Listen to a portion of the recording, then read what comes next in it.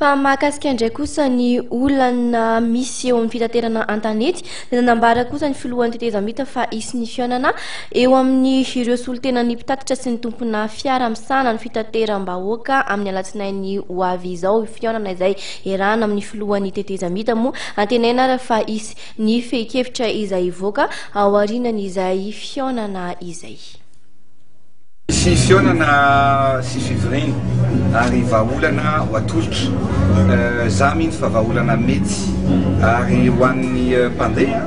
ho an'ny mpitatitra satria io tsy maintsy hoe atsaratsika ho an'ny kalitao aloha kalitao dia zay zay vao mba ho zarevantsika hoe ahoana ny fiakaran'ny frais ka misy fivoriana hiaraka irahako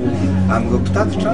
amin'ireo tompona fiara ihany koa dia hijerevantsika an'izay vahaolana izay amin'ny alatsinainy alatsinainy zany no malain'izy ireo dia misy fivoriana atao hitondrana vahaolana sosikevitra ho an'ny rehetra sy ho an'ny besin'ny maro fa tsy maintsy ataontsika foana aloha ny zavatra voalohany hitsinjovana ny besin'ny maro na ny mpandeha zany.